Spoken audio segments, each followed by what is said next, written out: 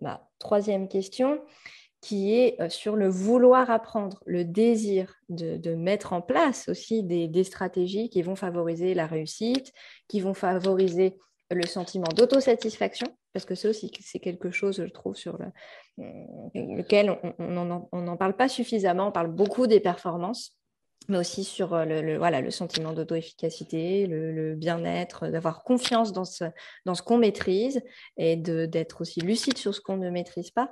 Et qu'est-ce que tu peux nous dire justement sur cet autre pendant de désir d'apprendre? Est-ce qu'il y a aussi des leviers intéressants à exploiter?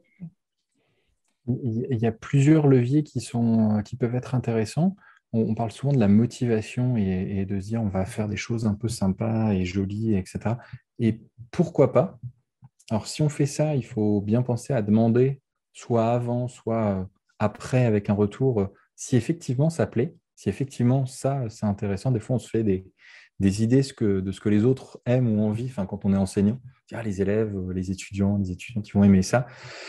Et en fait, pas du tout. Et parfois, quelque chose qu'on trouvait, nous, un peu abrupt, un peu sec à présenter, finalement, c'est tout à fait acceptable. Donc, déjà, de faire attention, nous, je veux dire, à nous, nos propres biais côté prof. J'ai des exemples à l'université, mais c'est valable. J'ai des amis dans le primaire, dans le secondaire, qui ont des anecdotes sensiblement identiques. Et puis souvent, on se dit c'est la motivation qui soutient l'apprentissage, ce qui est pas faux en soi, parce que quand on a des conditions motivantes, effectivement, ça peut faciliter les choses. Et il y a quelques travaux récents qui montraient aussi que la relation, elle était intéressante à l'envers. C'est-à-dire qu'en fait, quand on était euh, efficace, quand on avait des compétences dans une matière donnée, eh ben, on aimait bien cette matière aussi.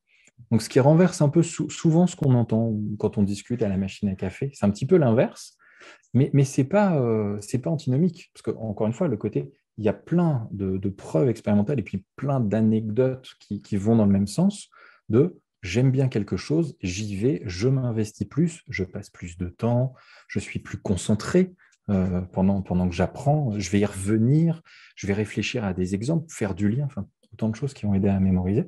Effectivement, ça, c'est quelque chose qui va aider.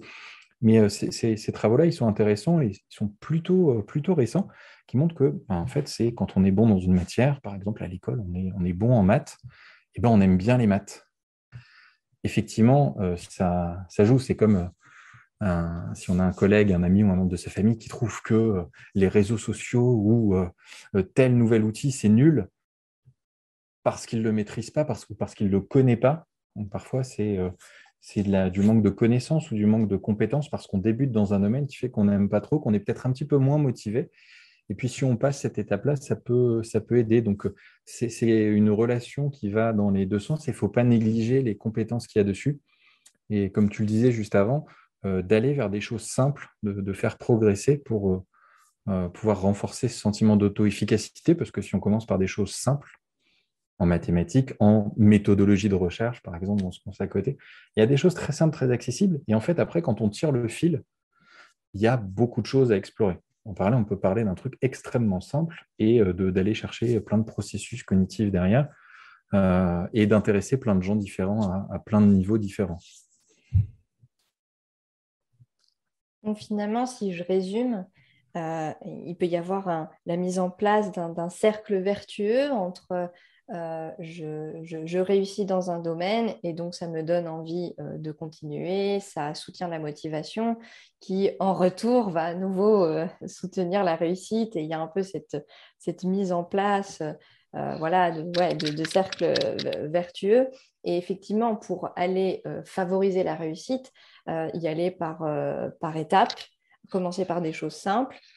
On voit qu'on réussit, on voit qu'on est à l'aise et on monte d'un cran. Et c'est vrai que peut-être que d'instinct, on a envie d'aller vers des choses, un peu se mettre vers du challenge et donc peut-être viser un peu trop haut, ce qui nous met en situation d'échec, donc ça va démotiver.